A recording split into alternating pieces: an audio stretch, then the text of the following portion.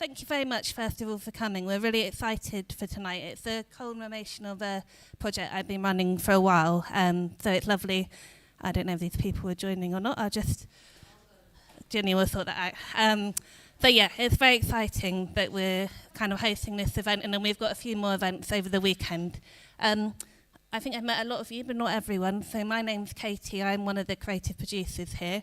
My pronouns are she, her, and I'm a white woman, 34 years old, with brown shoulder-length hair, and I'm wearing a dress and black boots. At the back, there's Alex. I don't know if you want to just do a quick audio description. He's also doing live stream for the first ever time. So do you want to do a quick one?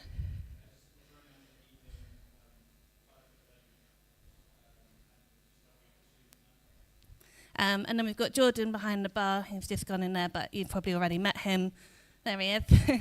And then Ginny's just popped out of the room, but Ginny's our creative lead.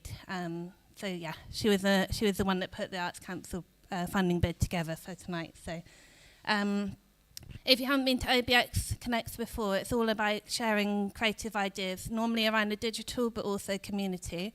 And it's for people also to meet each other who might have shared interests. So hopefully you get a chance to meet some new people tonight. I'm just going to go through a quick few house rules as well, and then we'll get on to the exciting bit. You can grab a drink at any point, so don't feel like you can't move during the speeches. Toilets are behind Alex at the back.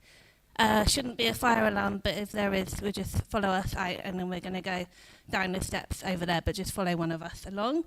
As I mentioned, we're live streaming for the first time, something we're trying new. We are also recording. I think it's only capturing the front sort of people. Is that right, Alex? But if you're not comfortable with that, then obviously please feel free to move. And then finally, just to mention also that we've got another evening arranged for the 28th of May, which is going to be a film screening. I'm going to look at the title just so I tell you the right name, which is We Are Making a Film About Mark Fisher. So that's 28th of May. We'll share that on our newsletter, Discord channel, WhatsApp, and if you want to get on to any of those, then you can talk to Alex, Ginny, or myself. So yeah, we have a really packed evening tonight. We normally have 2 speakers for OBX Connects, but we've got this whole front row, so we're very excited about that. And first up, we've got Mike Delpeache, who will be opening the evening with a short introduction. Mike's from the Refugee Buddy Project, which some of you might know. You work in this building as well, which is brilliant. And the Refugee Buddy Project have been collaborating with us on a programme called Commoning the Programme 2.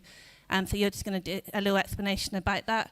How we've been working with a cohort of refugees. We've got one of the amazing cohort here, Lena, who you'll meet later. So yeah, I'll hand over to you.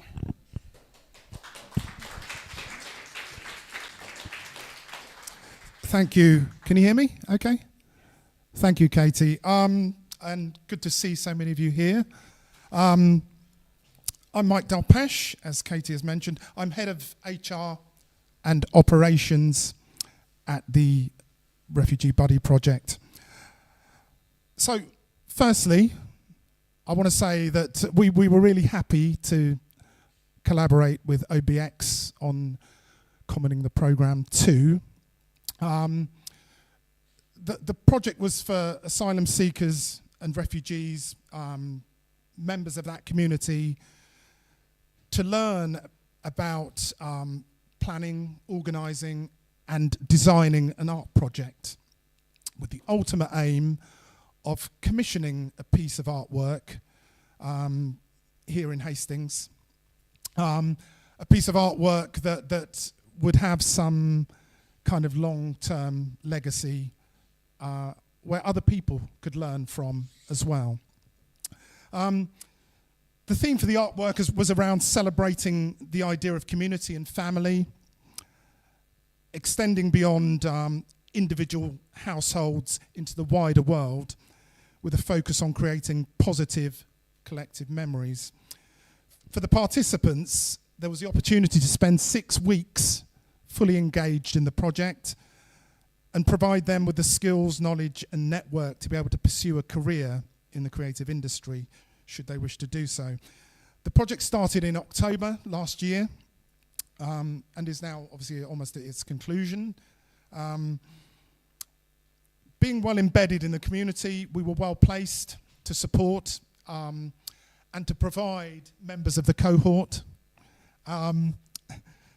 So we also felt it was a wonderful opportunity for some of our participants, a number of whom actively took part as members of the panel. So for me, this seems like it began ages ago, but it's only been a few months. And I know that Katie and her team have put in a lot of good work. The feedback we always got from our participants was very positive, and there's one of them who can't be with us tonight, but Musaddiq, who he's enthusiastic about most things, but he loved being part of this, and he loved the mentoring that was provided for him throughout the project.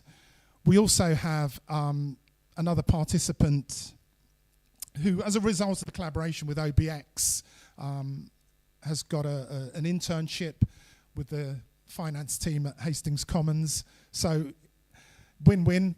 And then, of course, Elena, who you'll hear from later, she was an enthusiastic contributor and actor,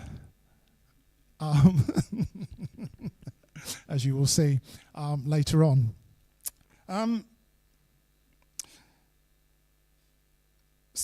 The brief was ultimately put together by the panel, and the final work chosen, again, you'll hear more about that from Rebecca and Elena. I want to take this opportunity just to say a little bit about how we work, and we continue to sort of try and collaborate with like-minded organisations such as OBX. And at the moment, we're working towards what will be our busiest part of the year, which is Refugee Week in June. And this year, the theme is courage. I'm sure many of you will know that. And as part of Refugee Week, there will be a festival, a food festival, Recipes for Courage, which will take place all across Hastings, different restaurants and cafes. And we're inviting you, all your friends, anyone you know, to take part in that.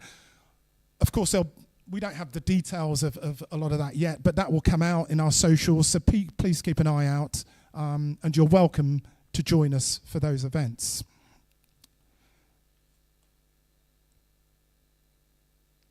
So, a couple of weeks ago, and again, with the Refugee Week theme, we had some great news for the organisation. Hastings Borough Council, they passed a motion recognising the contribution and the work that we do in terms of cultural engagement, cohesion, cultural enrichment within the town.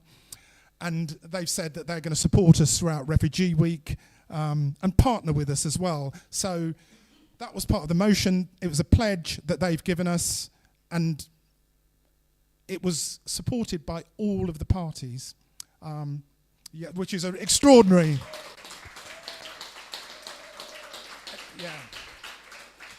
Extraordinary news, really.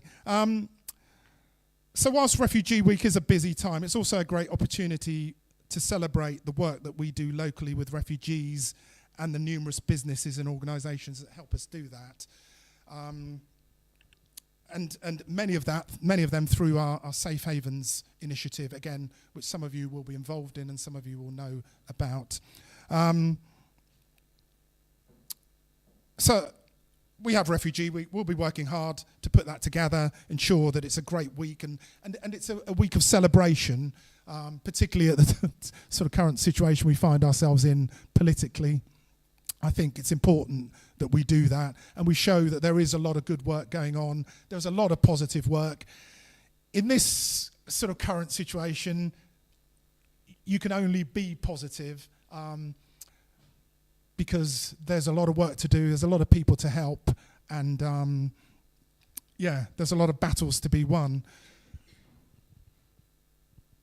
That's enough about Refugee Week. Some of you will know that we have a cafe down in West St Leonard's, and some of our participants actually work in that cafe. Some of them volunteer in the cafe. And so if you don't know the cafe, come on down. It'd be good to see you. nice cup of coffee, really cheap. Come down and have a chat, and have a chat with the people who are there working as well, because they'd be only too happy to see you. I think that's enough of me. One more thing. I think I know a bit about this project already, but there's lots of gaps to fill in. So I'm really looking forward to hearing from these four all about it.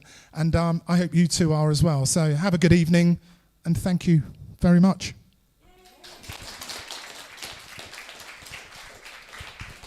Thank you, Mike. So we're going to have the rest of our speakers now, and then we're going to do a Q&A at the end. So we're not doing Mentimeter tonight because there's so many of them. We'll just pass a mic around, so hold on to your questions. So we have Agnes coming up next. He's actually Dr. Agnes Woolley. I'm just going to read out your description before you come up, if that's all right. So, as the number of refugees has risen sharply over the last 25 years, so too has our ability to document this phenomenon visually on phones, portable and wearable cameras, and through online platforms. Images now play a central role in how we understand refugee movements and border crossings, and we are used to seeing certain kinds of scenes, people travelling in groups, waiting at borders, crowded into boats, or living in camps. In this talk, Agnes is going to look at how recent films about forced migration respond to these visual patterns, sometimes reinforcing them, sometimes challenging them, and sometimes offering a tiny new way of seeing, which I'm very excited about. This growing body of work spans many forms, from mainstream and independent cinema to desktop documentaries, artist moving images, and virtual reality. So let's welcome Agnes.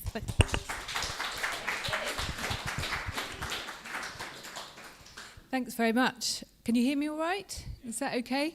Fab. Thank you so much, Katie, and thanks for having me here. It's really been interesting to learn a bit about the work of Hastings Commons and OBX as well. So I'm going to be quite quick and just introduce a few examples of recent refugee-made film. But I'm going to start by thinking about visual representations of forced migration kind of in general. That is how images and footage of refugees and asylum seekers kind of circulates in the public sphere, and thinking a bit about what kinds of meanings that become attached to them by people who haven't had that experience of border crossing. Then, as I say, I'm going to share some examples of refugee-made film works and think about how those representations sort of interact with and help reshape that existing visual terrain. That's kind of what I'm going to do. And I guess I would position this, thinking about this kind of this visual field as in some ways coinciding with the sort of rolling news, social media, and this is a very image-heavy kind of discourse over the last 20 or so years. And we've become very accustomed, I think, to seeing images of border crossers and forced migrants on, you know, big screens and small screens and TV screens and this kind of thing. And these often arrive quite fragmented pieces of decontextualized images, this kind of thing. And though they don't give us access to the experience of a legalized border crossing, they do kind of shape what we think we know about it, I think, a bit, this sort of visual terrain. These kinds of images create certain assumptions about rights and vulnerabilities. And often these assumptions are gendered and raced. They suggest a certain conditionality, a set of conditions about the social and legal recognition of those depicted as rights deserving. So I think the dominance of image forms in the 21st century intersects in multiple interesting, nuanced ways with our cultural understanding of the act of undocumented border crossing and the people who risk their lives undertaking it. So I want to say that I think there exists what I would call a kind of refugee imaginary, and this has kind of ossified or sedimented over time into a set of very familiar visual tropes. Think of scenes at borders, in camps, people crowded into boats, refugees are habitually represented through a quite narrow repertoire of visual tropes that tend to recycle familiar archetypes. Often these draw on kind of Christian iconography, which is often sort of repeated unthinkingly. These include the figure of the vulnerable woman or a mother with child, menacing or disorderly man, or just a kind of generalized mass of people or bodies. And this kind of imagery does more than simply document. The images don't just show that people have been forced to move, they present it in a way that highlights danger and vulnerability. They turn refugees' complex experiences into simple, familiar archetypes that are easy for viewers to recognize and consume. Refugees are, I think, increasingly exposed to the eye of the camera, both for the purposes of humanitarian advocacy and state control. So on the one hand, you have the kind of ways in which refugees are tracked and traced through state surveillance mechanisms, but they're also presented in a particular way by the human rights organizations that campaign on the issue.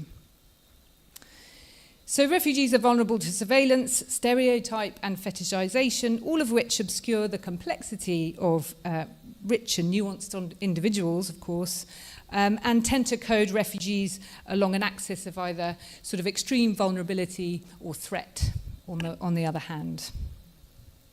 And I think too that the meanings that circulate around these images, the migrant boat, border crossings, camps and so on, the kinds of meanings that circulate tend towards a quite limited affective or emotional register. So they circulate around impressions of threat, deprivation, anxieties over resources, pity, shame or compassion.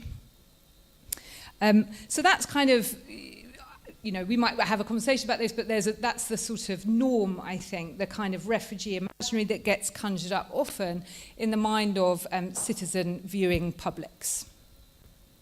But at the same time, I think there's this other visual ecology kind of emerging or coexisting, taking shape perhaps on social media platforms, on dedicated visual archive sites and on community-engaged festival circuits.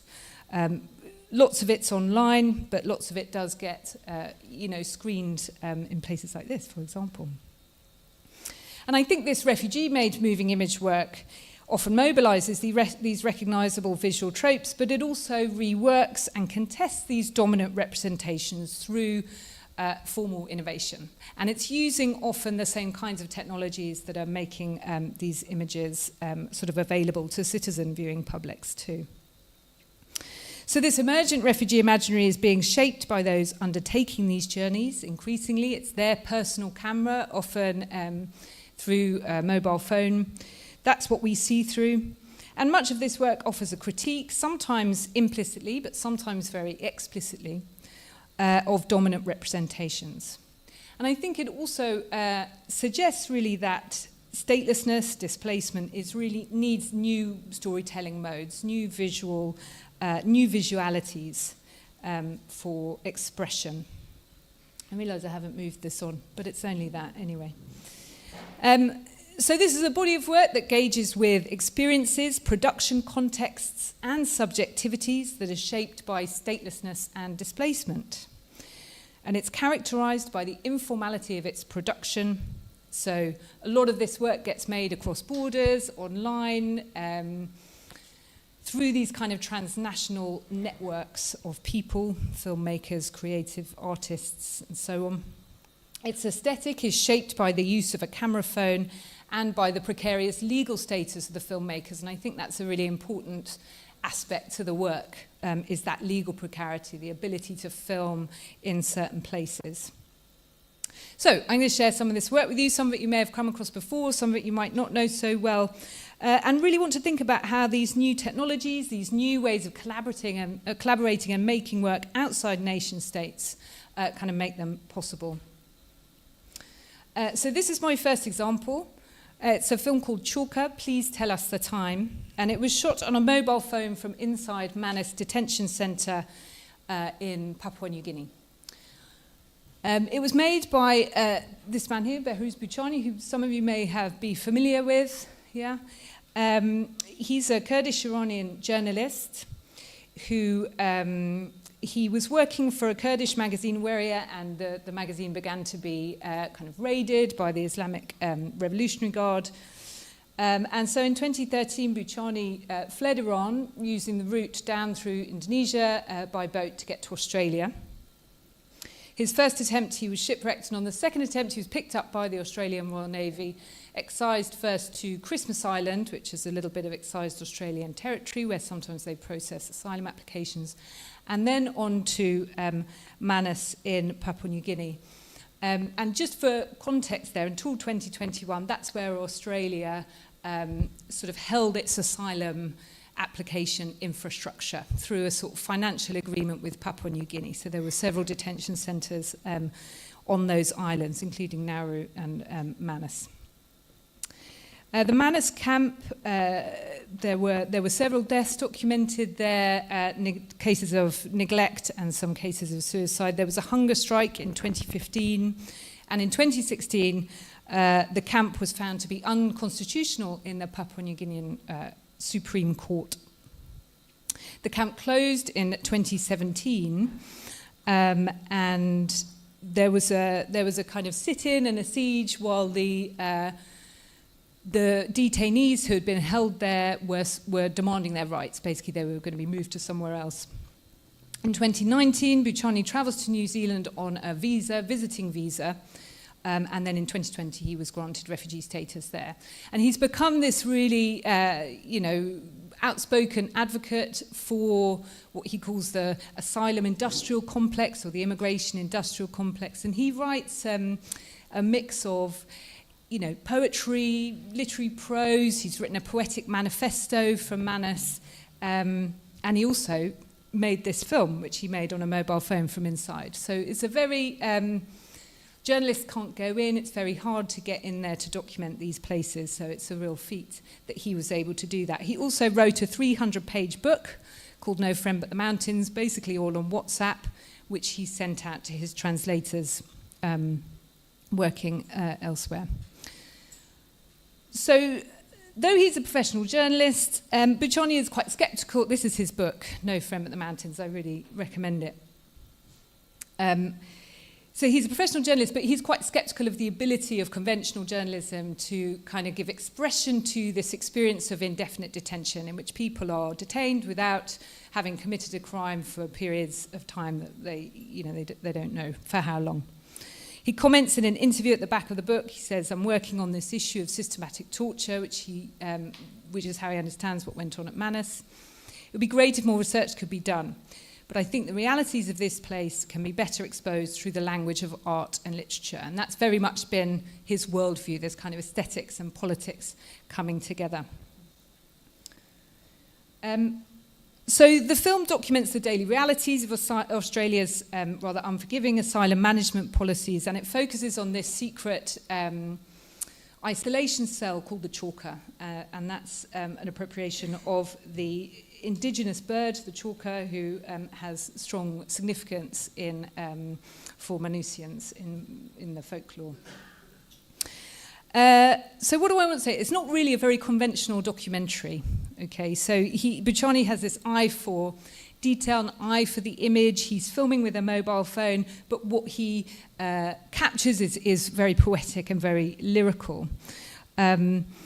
And one of the issues that Buchani has is that the sort of spatial and regulatory restrictions of the camp mean that he can't really do conventional talking head interviews. So what you find is these bodies are kind of shot at weird angles, people are squashed into spaces, and it really gives expression to the restrictions in which they're living.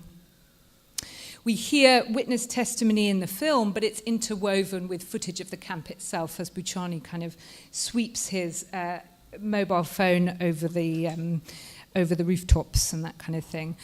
And what we end up with, so he collaborated with a man called Arash Kamali Selvastani, who's a Dutch-Iranian filmmaker. And what he does over in the Netherlands is he sort of pieces things together in this really beautiful montage kind of a way. And these juxtapositions, I think, are really part of the meaning, part of what he's trying to convey is the connections between these different actors in a system. Yeah, the implications between individuals, nation states, corporations, NGOs, indigenous Manusians who are working at the camp, the children who live around the camp, and so on. We also get images of life on Manus. We get footage of the Independence Day celebrations. We get interviews with a couple of Manusians who have been helping with the film project, and they'd go into the sort of colonial history of the islands. In one scene, Buchani shoots a group of children playing on the beach while the voice of an inmate describes his experiences in Chalker. And here we get this, this terrible juxtaposition. And sort of we have to assimilate this information, the ways in which the children are kind of implicated in this political and economic agreement brokered between Papua New Guinea and Australia. The children's freedom in contrast to the constricted physical movements of the detainees, and the camera itself kind of able to transgress that fence between them. Later, the children are seen sort of moving to the strains of a Kurdish folk song that's being sung by one of the detainees sort of within the diegesis.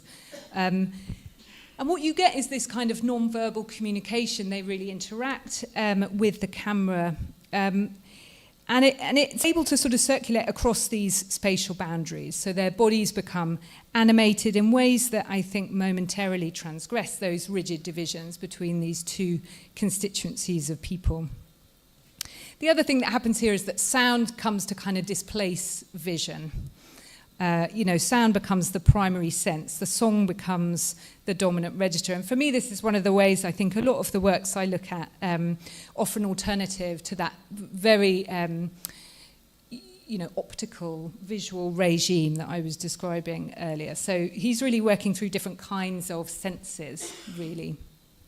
And this is also true of my second example with Sam Al-Jafari's short film, Ambience, and that also works through senses other than the visual. So I think this is one of the ways that a lot of this work is operating. So this film is also shot within a refugee camp, a different kind of one in Bethlehem. And it demonstrates too, I think, how access to high-tech audio-visual technologies, which of course have become cheaper, more accessible, sort of make previously hidden structures of power perceptible. So we have more access, people have more access to these spaces through these technologies. It shows how refugee filmmakers are using these tools to create a different kind of aesthetics to the norms of the humanitarian visual field. And this is a lovely film. These two guys here, they're trying to record a music demo, but it's so noisy and unbearable in where they live that they're really struggling. So they sort of soundproof the room, doesn't work, shouted conversations around recipes and various things, repair work, drilling, but what the sort of the dominant noise is the Israeli surveillance drones that are as a kind of continual backdrop to the film. Ultimately, the boys decide to fold this daily sort of soundscape into the film, into their song itself, basically. So they take to the streets and they start recording all the ambient noise, which they then incorporate into their music track. And then the music track kind of becomes, sort of works within the diegesis, and then it cuts across. So as I say, I think this is another example of how these new technologies provide opportunities for refugee artists and filmmakers in spaces where there aren't many. But it also reveals those political structures of power by reconfiguring perception. So in this film, we're not shown any violence so much as kind of placed within its sensory conditions, that feeling of being permanently surveilled, for example, by the drones. So this is my last example, and some of you may have seen this because this did really well as an independent documentary. This is Midnight Traveller by Hassan Fazili. He's an Afghan filmmaker whose documentary work got him in trouble with the Taliban, and in 2014 he was forced to flee with his young family, his wife Fatima Husseini, and he had been, they were filmmakers. They'd opened an art cafe in Kabul. But this was not approved of, and so this was one of the reasons why they had to flee. He'd also made a documentary about a Taliban leader. being filmmakers, being artists, they decide to film their journey. They had 3 mobile phone cameras, and they filmed the whole thing on these 3 cameras. They worked with an editor called Emily Madavian, who received the footage both sort of in hard copy form on something, but also it was sent across the internet and various other things. But she also uses this kind of... she does a lot in post-production with the coloration and the editing and the soundscape to make this a much more lyrical and figurative documentary than one that you might expect, right, from the subject matter. One of the most striking things I think about this film is Fazili's real self-consciousness about the ethics of filming his own family in circumstances of danger, trauma, and violence and distress. And he and his wife do argue about this on the film as well. I think this comes together in a particularly poignant scene at the film's end, which I've put a still from here. And this is where Fazili's elder daughter Nargis is shot. She's filming on a phone from within the Hungarian camp yard, and this is where the film ends in Hungary. We're still awaiting their claim at this point. And she's trying to film. You can see there's the evening sky there. She's trying to capture the light of it. Yeah. She's in shadow. She holds the camera up. She wants to, I think, raise the shot above the barbed wire to capture the sky.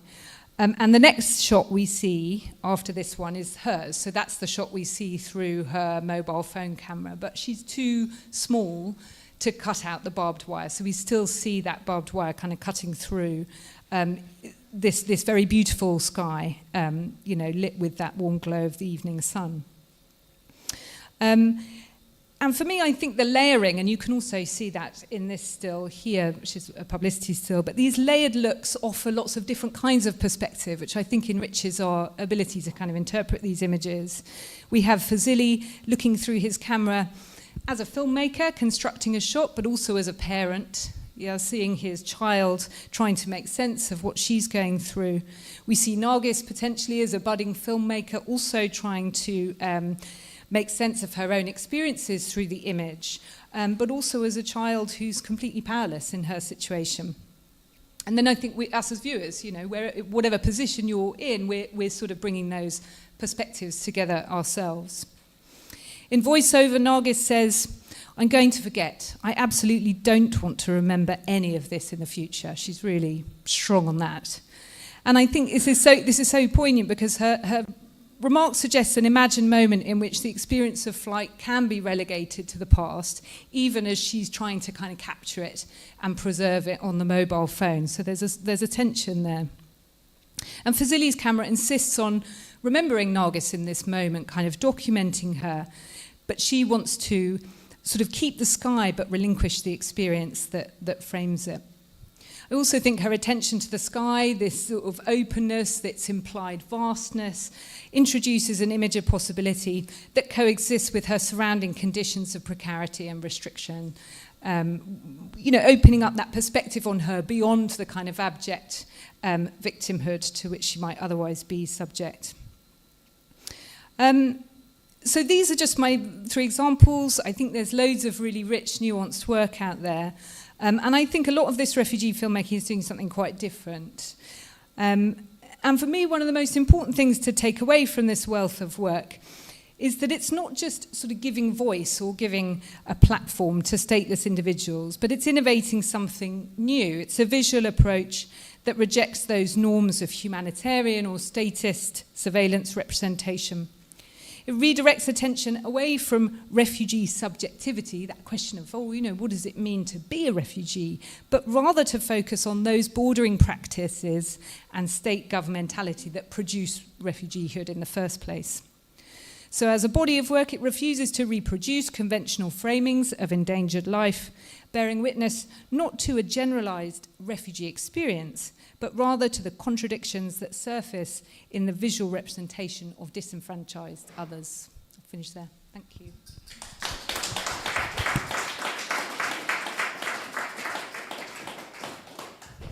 Thank you very much. I've got a great list of films to go and watch now. I'm just going to quickly change this over.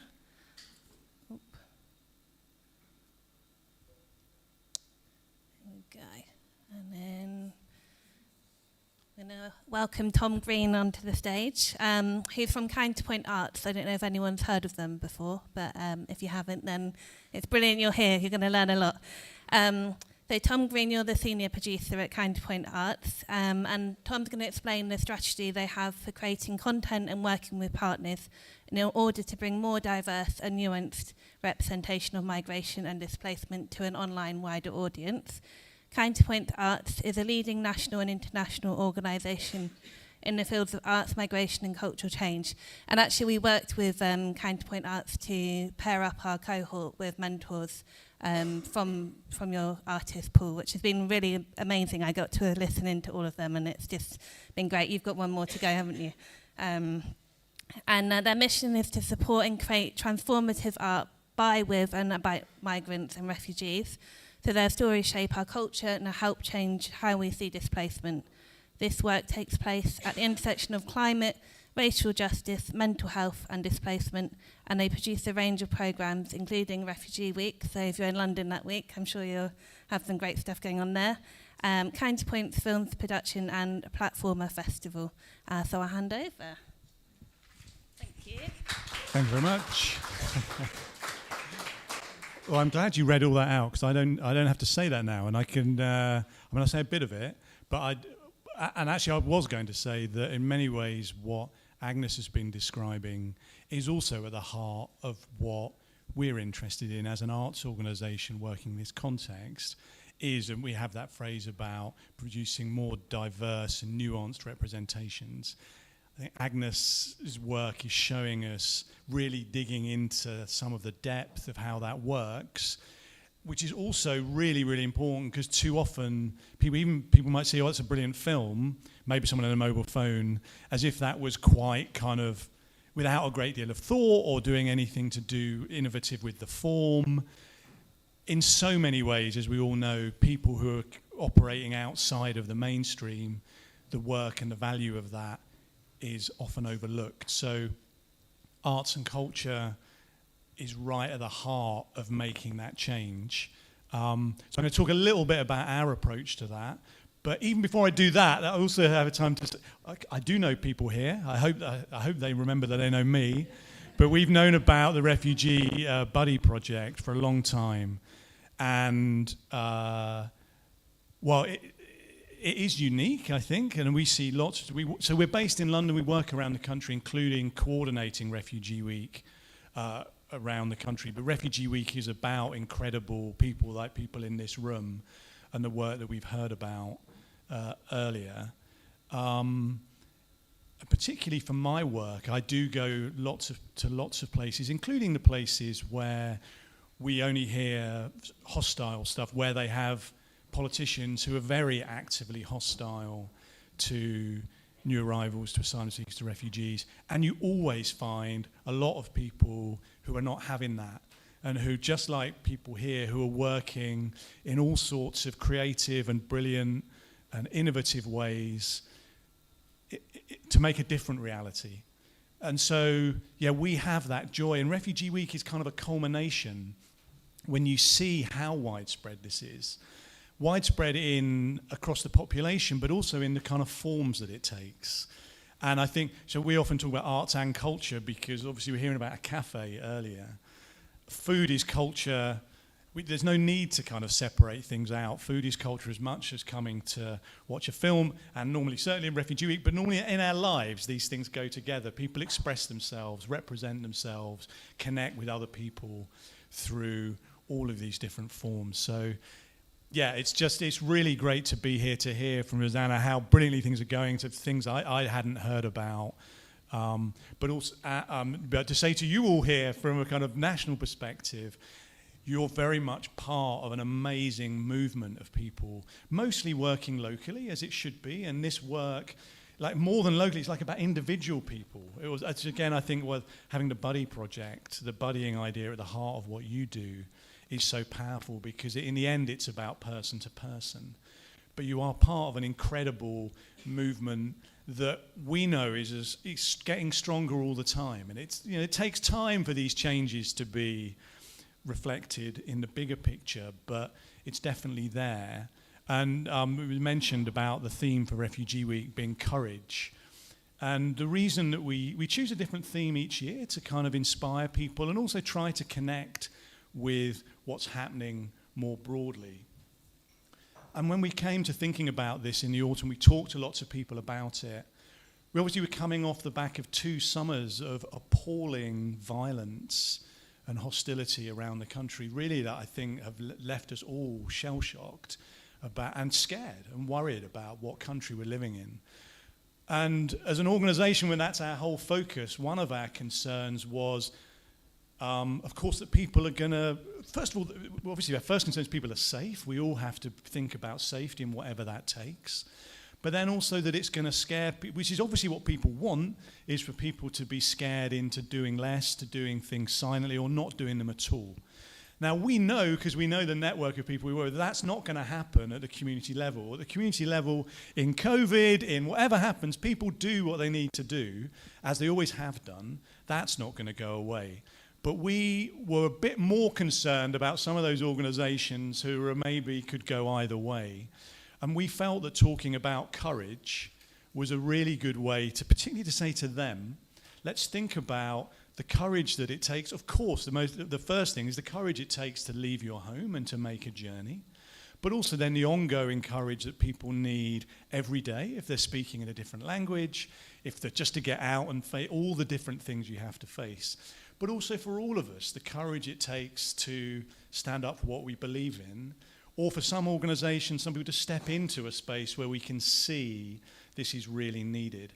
So I think that theme has resonated a lot. It can be interpreted in many different ways, but we do know that these are really challenging times. There are people who are really not on the same page, but I think we're going to see, we've seen already, and we'll see again through Refugee Week and beyond, that there's a really huge movement of people who are on a different page and telling this really positive story and wanting all to work together, just as you guys are doing here in such a brilliant, inspirational way, and as always, connecting with lots of people. So great to have all this connection with Hastings Commons, and Ginny is my other connection, the original, who kind of got me here. Having said all that, I'll have to be quite quick because I'm going to talk about the digital stuff, but I'll just start. So Counterpoints, we started in 2012, and I think another aspect of this diversifying and nuance around this story is the inspiration for our name. And so the Palestinian academic and writer Edward Said talked about counterpointed culture. That most people are principally aware of one culture, one language, one setting. Exiles are aware of at least 2. And this plurality of vision gives rise to an awareness of simultaneous dimensions. Awareness, to borrow a phrase from music, is contrapuntal. So music, different melodies go together in counterpoint to make beauty. And so for us as an arts organisation, it's important to think we're often, as Agnes is talking about, dominant representations of displacement and migration, of course, are about the difficulties. But we also need to recognise the positive side of that has existed forever in humankind, because humans have always moved. So arts is one of the things that art can do is find beauty in as again Agnes gave some examples. That can be beauty in very difficult situations. But that's important for us as an arts organisation. And sometimes, you know, there's a question of, can you be positive? Is there hope? Can you be optimistic? But I think one of the benefits of working in arts and culture is, I don't know, that's the default setting, is to be optimistic, because to create is an optimistic thing. And so I think for all of us, whether that's people working on a professional level or doing something for the first time, there's this possibility of exploring all this richness there. So we talked a bit about this. This is a Film Palestine Comedy Club, which is out and about, so look out for that, which we had a little role in. And talking about how we changing how we see displacement through arts and culture. Just a little about, you can see all of this on our website, but maybe all I'd say is that, so we work with artists, with organisations, from community, the smallest kind of community level, through to big national organisations and artists and productions. If you have an interest in arts and culture in this context, you're always welcome to contact us, and we'll have a conversation, and if we can help, we will do.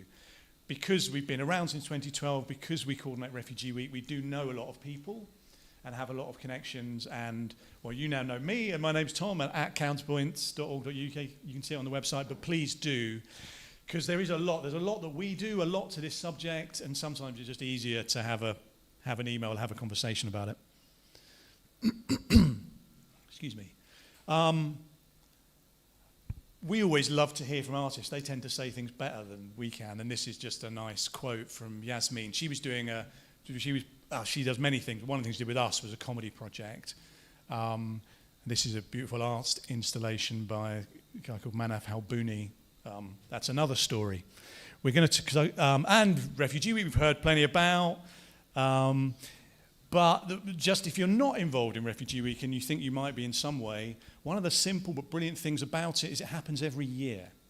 So one of the dangers of this kind of work is people will say, oh yeah, we did refugees 3 years ago, we don't need to do it again. Well, Refugee Week, that's every year. Come again every year. There's new interests, new inspirations. And it is at these experiences of displacement and movement are at the heart of our society, whether it's right now or going back. Most of us have some experience in our, either recently or in our lineage. And yeah, it's worth doing at least once a year.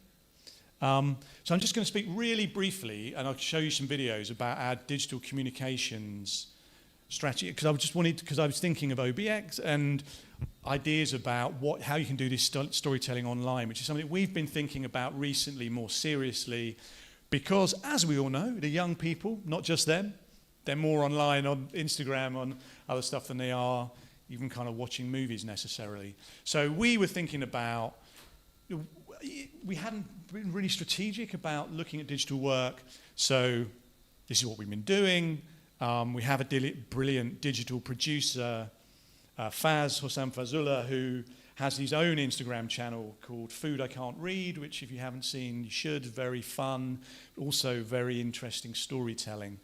So how are we doing this? So I'm just going to show you 3 examples of Instagram posts with a little bit of framing. So one of the really, this is all credit to Faz. This is what he talks about. And these things are simple, but are always good to return to. One is being current. So social media, the world repays you for talking about things that other people are talking about. This was just after the summer. How do you respond to this, to the flags going up everywhere? We need to respond some way. It's hard to get right, but as I said, what you can find is artists know how to do this. What I'm going to do, I'm going to show you the 3 examples, and I'm going to play them. I'll scroll through this because I was going to go back and forward in the presentation. But so this brilliant series of photos reimagined what that flag might be, but it didn't represent it in a way that many people are familiar with, actually, that the flag can exist as part of a diverse country. Actually, no, I'm not. I'm going to show it to you because otherwise I'm going to lose track. So we'll just scroll through these brilliant photos, and you can see this is Shiza Majid, a photographer. This was an existing set of photographs. We were kind of like, you put the word out and you get told what, and so we found her and agreed to represent these. And you can see, this had like 15,000 likes. It really went viral in a way that was, to me, still quite surprising. I think they're really beautiful photos. Something about it really resonated. Maybe it is just its beautiful photos and beautiful character story about her grandfather. Hopefully you can read from there, but he's 85. He carries an identity shaped by both Pakistani and British cultures. I mean, how simple is that? But this is a time when stating that was really important and very powerful. But there really is a quality to these photos that, where art takes you, which I find hard to describe. But and it is about the juxtapositions. But she's caught a beautiful sense of his personality. And that's my favourite. I don't know. There's something just. comedy is always good, and I wouldn't want to offend Ghulam Abbas by saying that was funny, but there is something amusing. He's just got a funny vibe, I think, so it really, really connected. What do I go back here? I won't go into presentation mode. So that's the first thing, is being current. The other thing that we really trying to get better at is working with content creators. And I put in brackets, and having great content, because content creators will respond if you've got interesting stuff going on. Then they'll come and find you. But it's a lot, if you can get them to do that, it's a lot better than they're better at it than you are. And this is the example I'm going to show you, this one. So we worked for last Refugee Week with Moomins, with Moomin Aid Celebration. We did an exhibition at the South Bank, which was great. Alice Williams, who we didn't know, came along and filmed it and reached many thousands, 20,000 likes, probably 500,000 people. I'm just going to... There's a 12-foot Moomin house on the South Bank in London right now. Celebrating 80 years since the first Moomin book, they partnered with Counterpoint Arts to build a Moomin playground right here in London. This art installation has been built by the same children playing on it as they worked with Woodland Tribe and Afghan artist Nabil Armeni. Together they've created this fun playground to explore and mirror the first Moomin book that looks at the reality of displaced people seeking refuge. You can explore the Moomin house, which is filled with paintings and furniture, as well as a model of the house itself, alongside a gallery of artwork. And of course, a trip isn't complete without a visit to the gift shop to see all the amazing Moomin merch. You can book tickets to visit until the 1st of June, so don't miss out. Ever wanted to live in a Moomin book? Now's your chance. There you go. So you can see, it's really simple what she's done. No offence to our good friends at South Bank Centre, to get them to have made that video would have taken a lot of pain. And they wouldn't have done it as well, and neither would we. She's just authentic. She's gone there, but she's like word perfect, and all the stuff. It's like she's been briefed, and you can see it's like 10,000 likes. It goes to her followers. It gets picked up by people. It's authentic. So we're really looking at how you can work with those, whether that's locally or nationally. Content creators, they need content, and they're good at getting it out there. And then finally, if I'm going to the right one here, no, I'm not. That was finally. This is a bit similar. This is a content creator. There's other platforms, but also shows you how you can be. This was like a bit more intentional.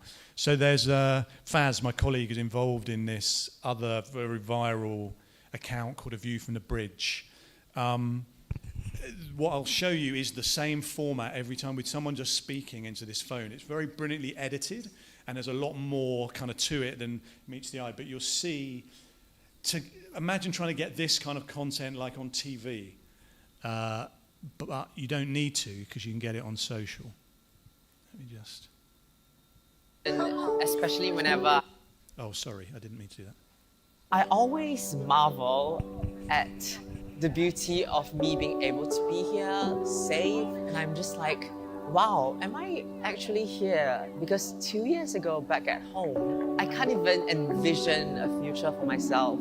I faced a lot of like rape and sexual assault back home. Even just me going out in public, like people would take pictures, record me every day. They would touch me on the street. They would squeeze my butt on the street, stuff like that. It was because I'm trans. And I think they know that the police would not protect trans people. Singapore is very like the government itself. You know, they always say that like the LGBT lifestyle is like a Western kind of like construct. And so they kind of like demonize LGBT people a lot. And I just think it's so uneducated because there's such a huge LGBT like history. There have been centuries of like trans people existing peacefully in their communities, even in the Chinese Taoist religion, where our God is actually a trans woman. He was born as a man, but he was so like compassionate, he transformed into a woman.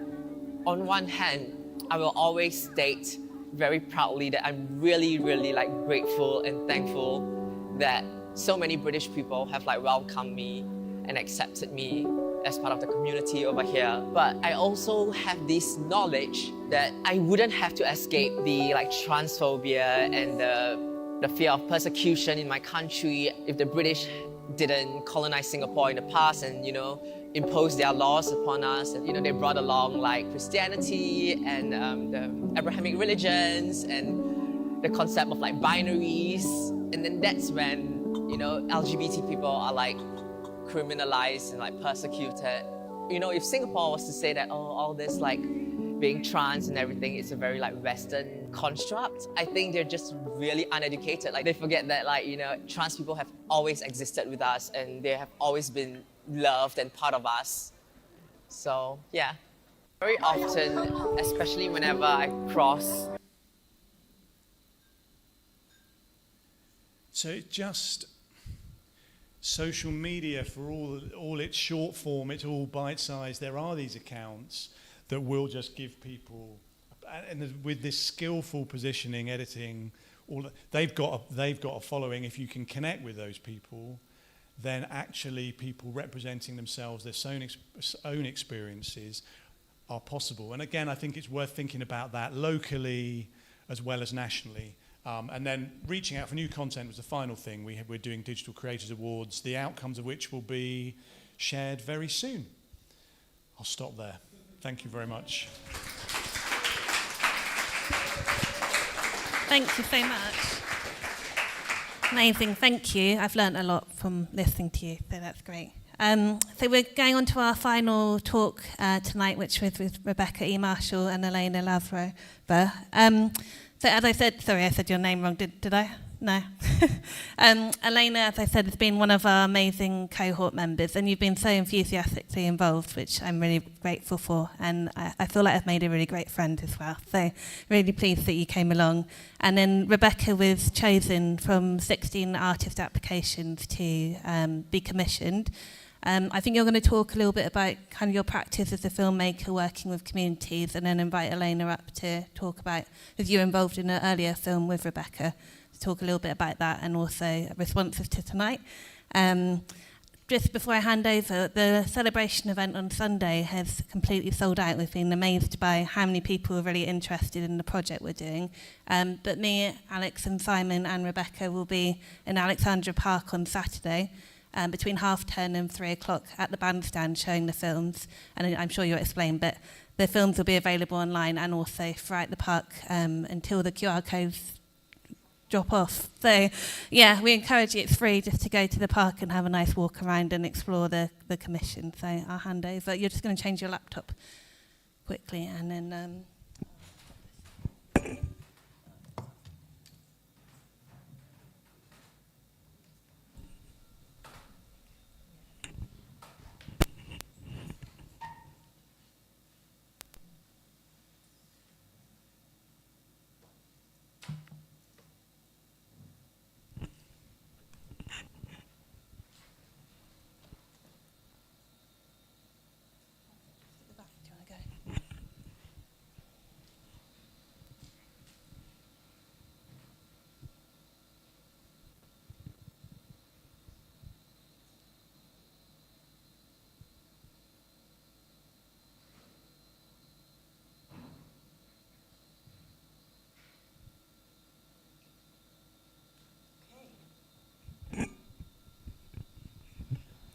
Hello, you can hear me, yeah. So I want to respond to the conversation a bit about courage, because for me as a filmmaker, I find courage in really tiny moments. And I'm going to just talk to you a little bit about my practice as a filmmaker, and how it's informed the way that I work with collaborative film projects. So, first of all, I want to just share 90 seconds of a little assembly of clips that is just from my personal archive, which is just from my daily life. So for over 20 years, I've been kind of just filming little moments which aren't for sharing.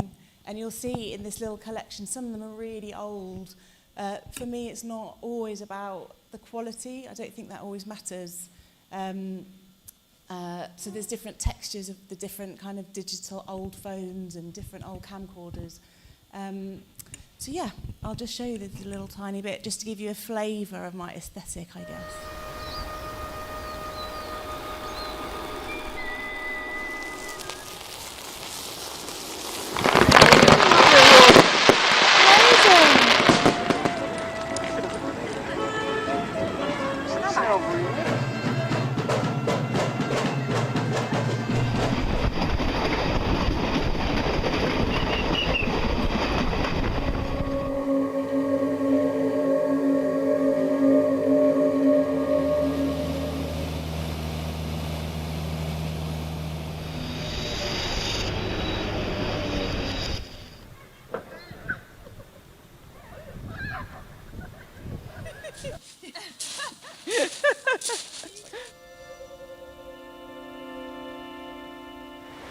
didn't say cheese.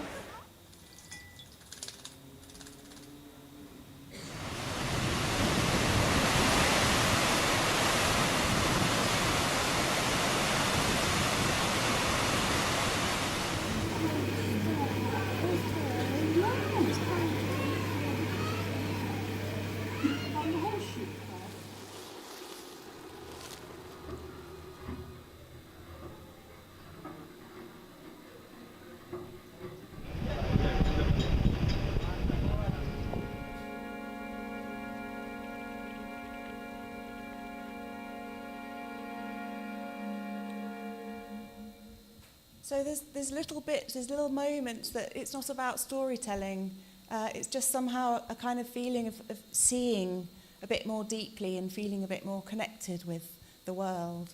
And I'm going to show you... so I ended up, as a filmmaker, I've discovered Michel de Montaigne, who was a Renaissance writer who was living at a time of huge instability. 1533, the Reformation, violence everywhere. And he turned to himself, to the tiny details of the body. He wrote 107 essays, so this is pre-Shakespeare, about drunkenness, what it's like to have a thumb, about lying, about being alone. And his books were banned for a while because basically he was talking about what it means to just not know, to just be really uncertain about everything, and to talk about himself as a human being, that it was really radical then just to say, I say this now, but in a moment I might think something different. Everything changes all the time. And I think that's, I ended up kind of looking at how he managed to make his writing feel to me so relevant still, and it's this kind of cycling between textures of the body, how it feels to be in the world, as well as your thinking processes and being aware of all that changing and this kind of moving between the body and the mind. So I did my PhD in practice and I made a film, and I'm going to show you a 4-minute clip from it. And it's a 70-minute essay film that ended up being a letter to my son. And it interweaves 3 strands. The use of my archive footage, which I kind of use in different, it's kind of detached from its original story. So you'll see little bits in this 4-minute clip. Then the one strand is a crew of people from around the world who were practicing life on Mars in a pod in Hawaii. And the point of the exercise for them was just to see how they could live kind of an ordinary life in a context cut off from the world and remain kind of sane. So what do we need as human beings to kind of keep attached in a space where time becomes meaningless in space, right? The future and the past become really abstract. So there's a lot of really interesting material in that environment. And then on the opposite side, I went to visit a woman, a hermit called Agafia Likova, living in the Siberian forest where she was born. Now for her, the sense of time, very different again, in a different kind of isolation. And in my experience as a mother, another kind of bubble, a weird isolation, a sudden feeling of being cut off from the world. So I kind of used my thoughts from Montaigne about what are the strange connections that emerge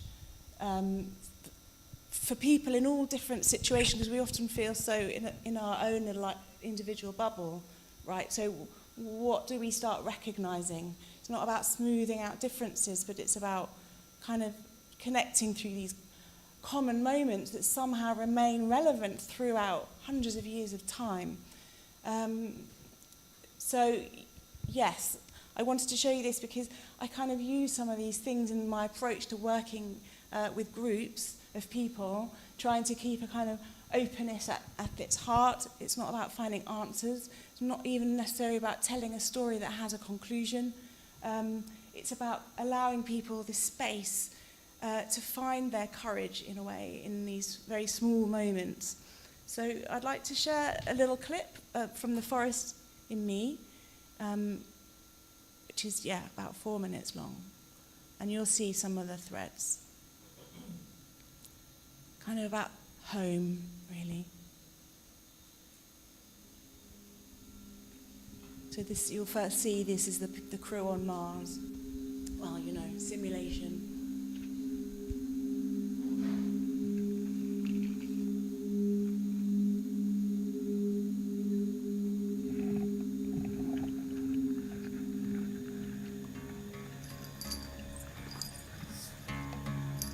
Agafia's home life in her forest is full of such visceral sights, sounds, smells and tastes.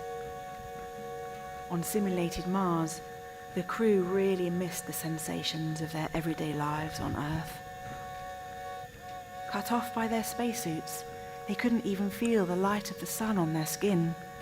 They yearned for freely running water. One crew member described how her dreams started to become increasingly iridescent. I was near a lagoon of some kind, some body of water that wasn't the ocean, but it was large and limpid and very, very blue. I was looking down at this water as if I was standing near the edge of it, and I was thinking to myself, I'll just go get my swim clothes, I'll be right back. And when I woke up, I remember thinking, when was the last time I saw a shade of blue like that?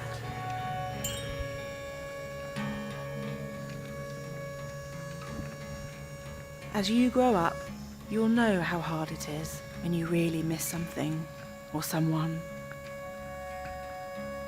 When I'm away from home, it just takes small coincidences to trigger thoughts and memories of you.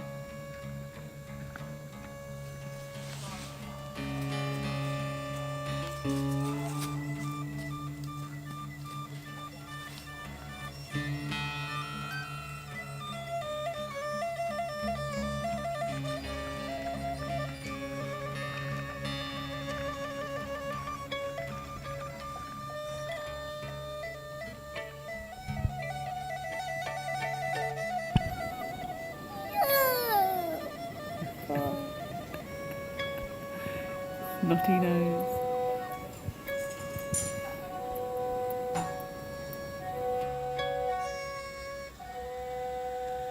When I travelled to make this film, I carried your photo with me for comfort. I felt so far away. It was like practicing for the future.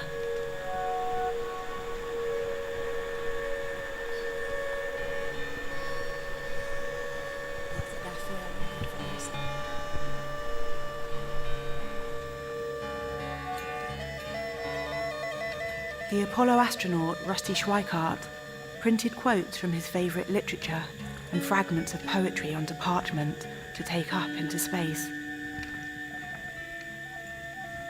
As he orbited the moon and looked back at Earth, these small packets of words helped him feel brave. Agafia carries passages she's copied out from her Bible, prayers as daily rituals on the move, prayers she can read aloud to frighten a bear, and prayers for remembering her family.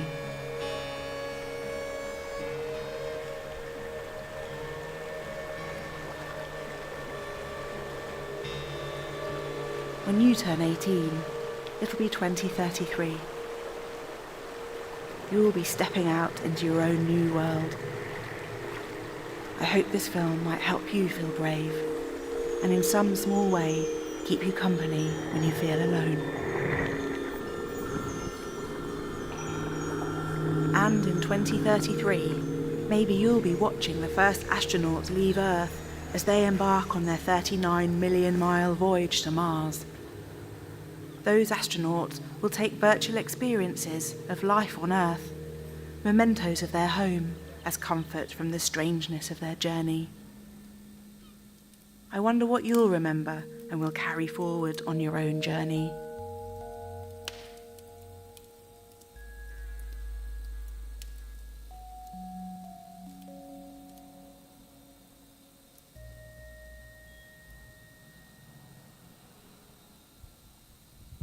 Yeah, so it becomes this strange looping thing, realising the connections between the strands when the people on Mars watching virtual reality of being by a fireside, you know, going back to that kind of ancient imagery.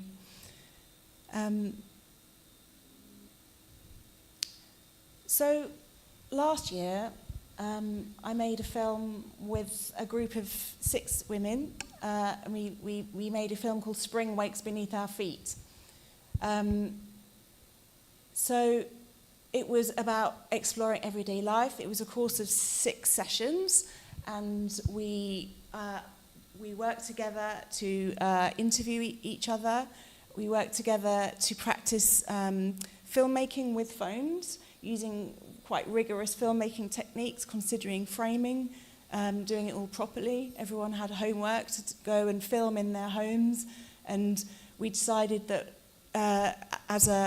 so Elena, would you like to come up actually? Because Elena was part of that cohort, and we had 2 types of footage.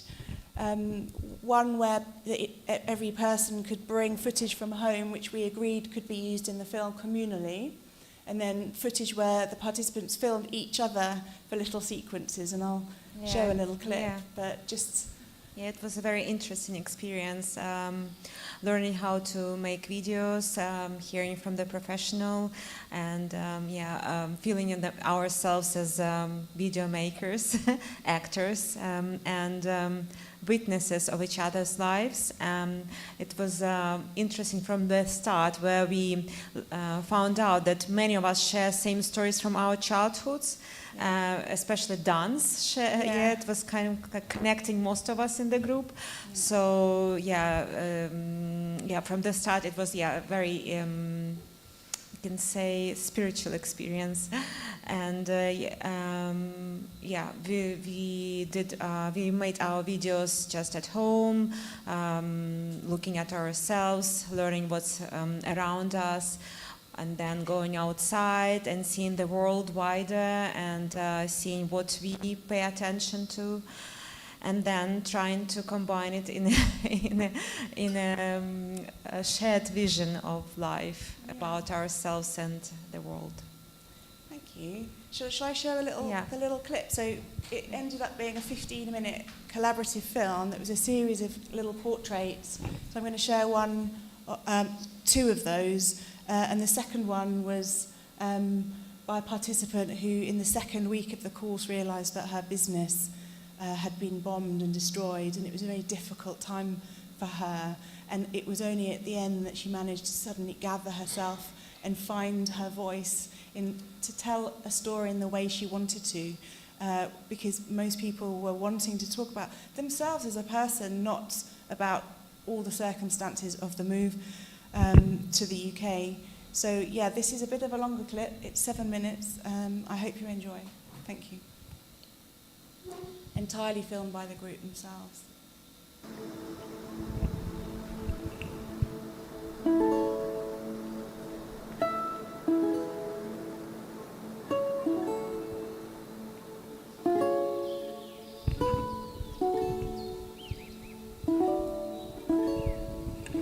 Hello, my name is Elena. Nice to meet you all. For me, memories are recalled in flashes as a generalized sense of time. I remember from the age of 5 wanting to become a ballerina. When I was 7, my father said no to become a ballerina because he wanted to protect me from choosing the wrong career path. My mother instead found an after-school folk dance group that I attended 3 times a week for 10 years.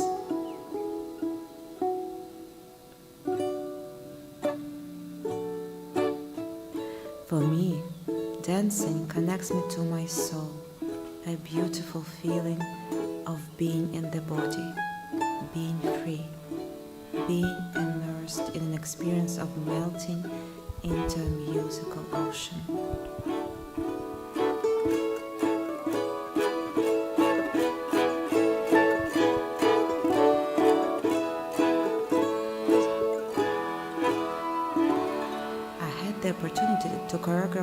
tour to lots of different countries. I loved traveling and discovering the world, which was not common in the USSR. This country was pretty closed at that time. But sometimes I preferred to be in my room and loved to travel into different worlds through reading my books.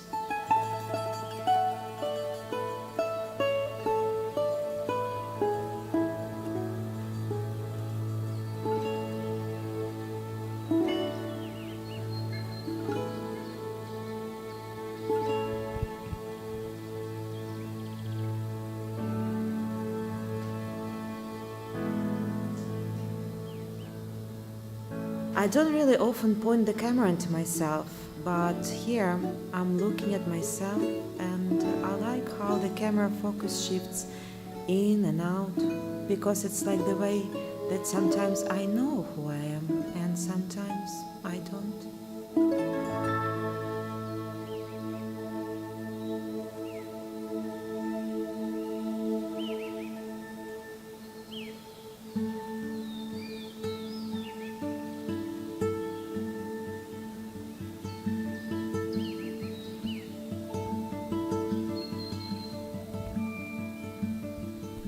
Мене звуть Якимцова Лариса Олександрівна. Народилася в Україні в радянські часи. Моїми першими роками була свобода і безтурботність. Я була весела дівчинка. Перші 10 років я мала своє особливе дитинство. Я любила їздити на конях без сідла. Це був 64-й рік. Мої батьки так багато працювали, що я їх мало бачила. Тоді на полі було багато різних смачних травинок. Ми бігали, їли їх, травинки, бо вони були дуже смачні. За радянської системи мама доїла руками радгоспних корів, без вихідних. Вона навіть у вісні рухала руками, так ніби доїла корів. Коли я підросла, я зрозуміла, що життя потребує великої праці. А найкращий день у моєму житті був 24 серпня 91-го року. Це був день, коли Україна отримала незалежність. Ми з чоловіком вже мали 3 дітей, жили в Кривому Розі. Чоловік мій Григорій Павлович працював на заводі підручним сталевара. Я працювала на залізниці. Ми з чоловіком взяли на заводі і залізниці безпроцентний кредит. Тоді це можливо було. І почали будувати величезний 3-поверховий будинок. Потім ми продали наш будинок, аби відкрити кафе, магазин, а згодом і ресторан з нічним клубом, як сімейний бізнес, у гарній будівлі. Але це був великий ризик продати такий великий будинок, щоб реалізувати нові ідеї. Однак життя не стоїть на місці. З початком війни, у 22-му році, ми змушені були залишити Україну. Мій чоловік помер, і мені з дітьми довелося виїхати до Великої Британії, до нашої середньої доньки.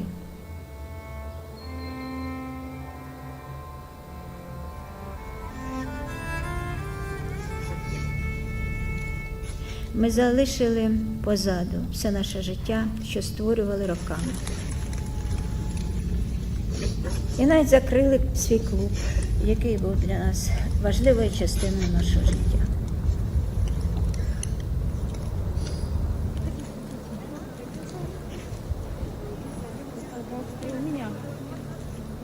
Бесплатно покушаем. Давай я тебе добавлю. Хорошо, давай рис.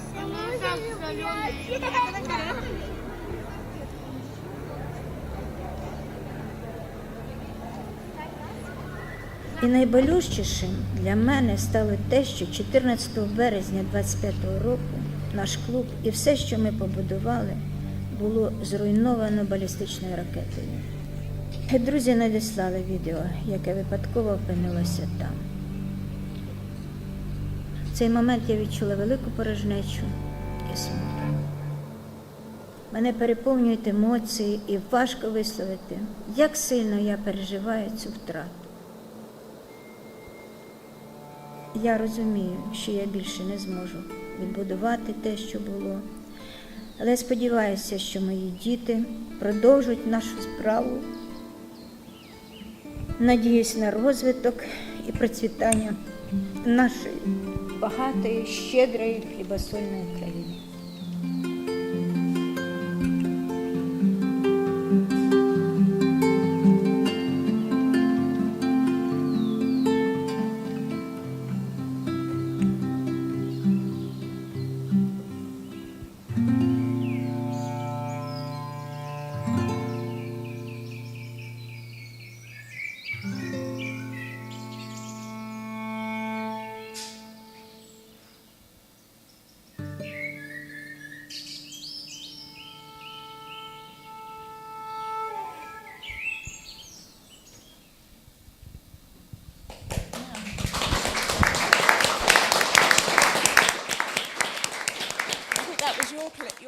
Was that your clip of the bird at the end? Oh yeah, the bird at the end. Yeah, I was so worried for her.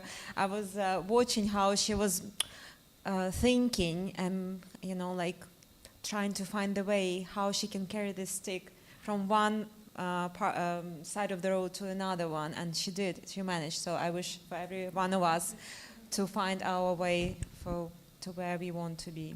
Yeah.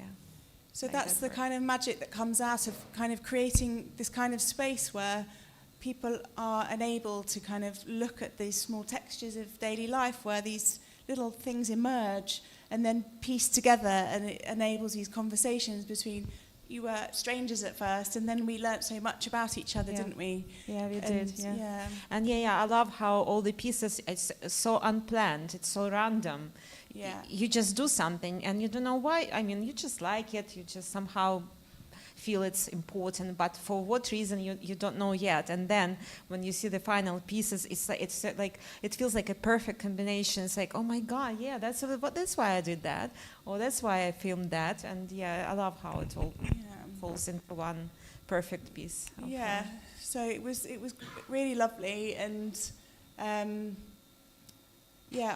would just like to kind of say how that kind of moves into this way that when you allow like those kind of accidents in that type of space, and to keep that sense of openness at heart, it becomes this kind of a lovely way of kind of for collective reflection, and for kind of connecting to the environment that we find ourselves in.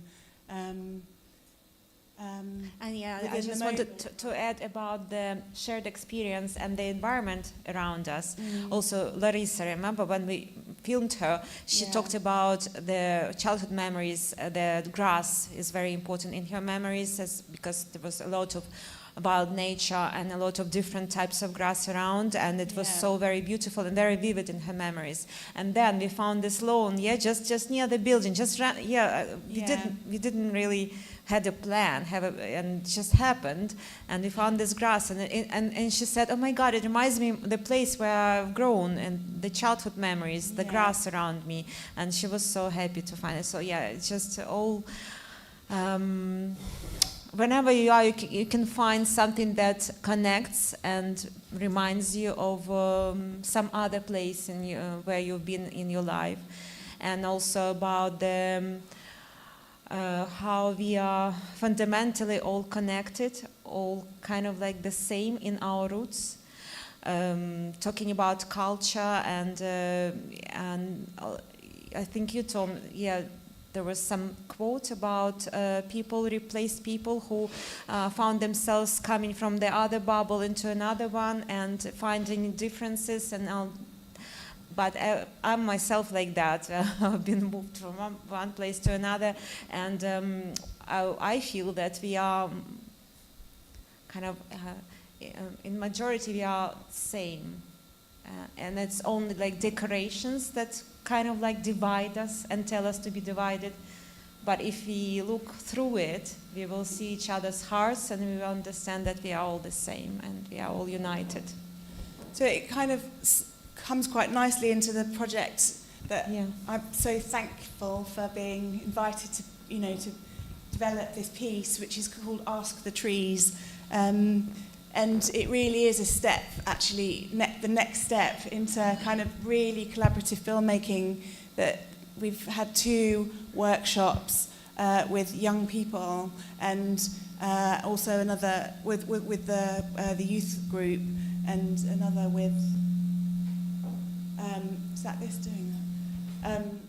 And then another group with members of the public that range from age 70 to 70, and it was really important to me to have that range of ages, because they could then hear each other's responses to these trees. Some of the American cedar can grow to 1,000 years old, so 70 years is nothing, and so it becomes this kind of space for finding our connections and hearing each other's and finding our courage as human beings to kind of express and grow our care to the things that are in front of us all the time that we don't necessarily see. And it's not always about having to make something, a piece of film look beautiful for sharing. It's the act of filming and looking is the moment. It is a moment in itself that feeds us, that feeds our ability to see and to love. And so yes, it's always, just to go right back to Montaigne at the beginning and just to finish, it's always leaning into uncertainty for me as a filmmaker, and enabling spaces that are about always questions and not always finding stories that necessarily make a complete sense or give any kind of answers. I think that's very important these days. Thank you.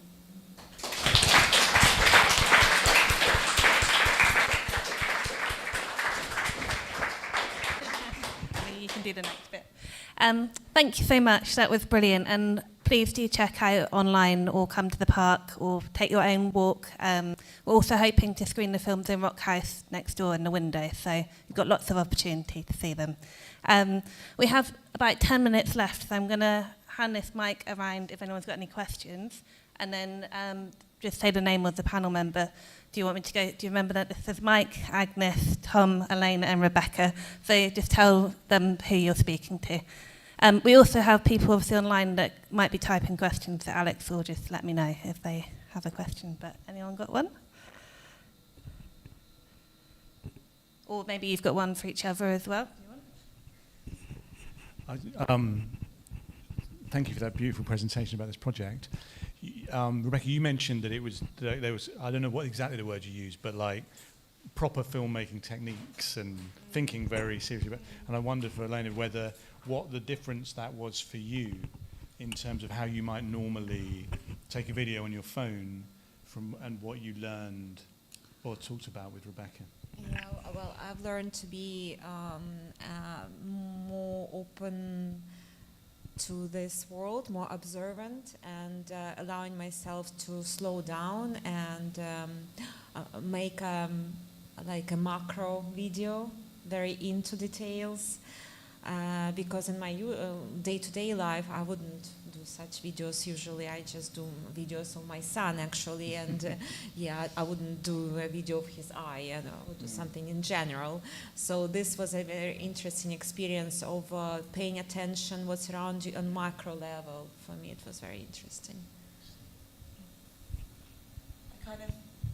To me it's like we can turn our kind of filmmaker's eyes on. We can all do it. We're all used to filming really in some way and seeing visual. We're very, sophisticated, all of us here. But if you just, at any moment turn your filmmaker's eyes on and look, and sometimes it feels like there's something magical happens. Things change and beauty emerges, or some kind of different depth. Maybe more hard-hitting, maybe more difficult to take, but some kind of deeper seeing, which just takes only a moment to achieve. Yeah. And also, just for me, I mentioned only micro level because I've myself been a photographer, so kind of in general I knew about the framing and different levels, etc. But slowing down and doing macro videos, it was not very usual, and it was something new experience, which actually when I was doing it, I felt myself more alive, more connected, very happy.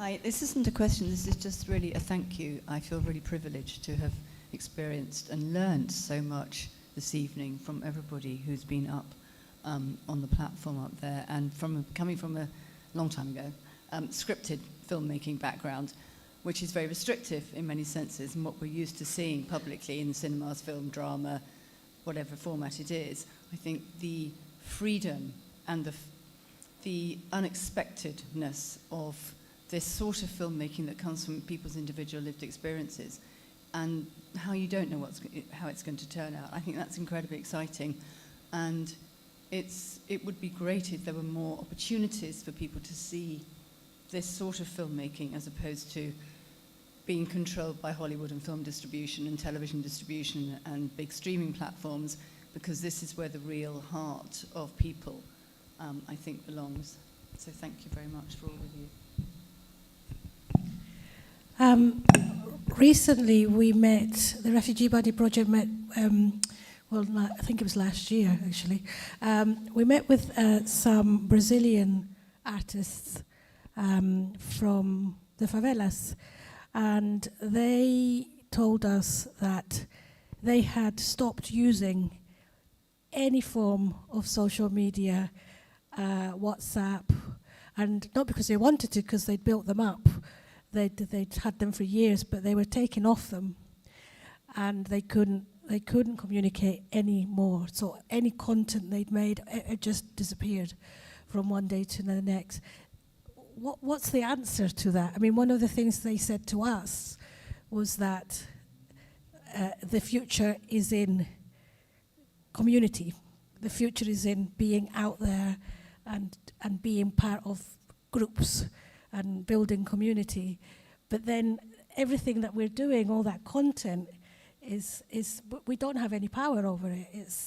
We don't own the means, the platforms. And I just wondered if that's something you might have thought about, because the stories you were mentioning from the refugee camps, I mean, we all need to see those, don't we? And I just feel, where are they?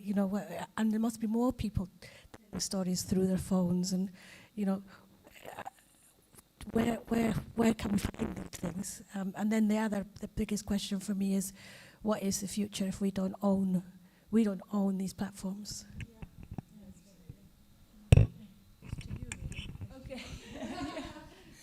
Yeah, I think it's so important, isn't it? And all this kind of digital ephemera, one of the things that people are working on is, well, how can we build creative artifacts that are then, disseminatable, if you like, that people can see them. So, I mean, a good example of that would be Osama Mohammed's film, Silvered Water, Syria Self-Portrait. So it's a desktop film, really, but he took a lot of citizen footage from the Syrian uprisings, and he pieced it together into a film with his own footage and also some footage from a participant who was in Homs during the siege. And they put that all together, and that's really archived in some ways, a load of footage into a film that he's then edited, and that had distribution as a film. I think it was in Cannes. And he's a filmmaker, he's a recognised Syrian filmmaker. So in that sense, your question about power and who has the means to kind of get these images out there, I think is so pertinent, especially in the context of migration, where the archive itself is kind of floating across the internet. How do you bring it all together? But I think, one of the things I'm thinking about Rebecca's practice as well is sort of bringing these things together into an artifact that lasts, that is interpretable, that is art, rather than these snippets that we scroll through and that kind of stuff. And a lot of this stuff is being done outside state infrastructures, as you say. So it's been done across borders, through Wi-Fi. Yeah, it's on WhatsApp, but then it's taken off and it's put into filmic practices. So it does go along, but as you say, it's kind of, we need more for it, money, I guess. I think also there's really something about watching films together. So and something we're doing with Refugee Week the last couple of years is having a free film program so that people can register and download films. They can watch them on their own, but actually the idea of watching together these stories is really powerful, making together, but also watching together. So, and that's quite easy to do. there may be community film clubs already here in the town, but if there aren't, it's not so hard to, if you have an infrastructure in a space like this, just to watch a film together. It can be, yeah, really effective.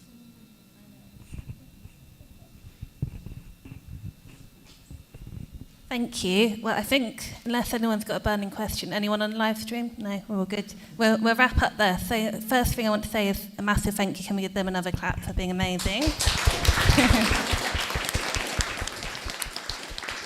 Thank you. As we said, we've recorded it as well, so we'll share that when it's up, and if you've missed any links you want to look back at, you'll have access to that.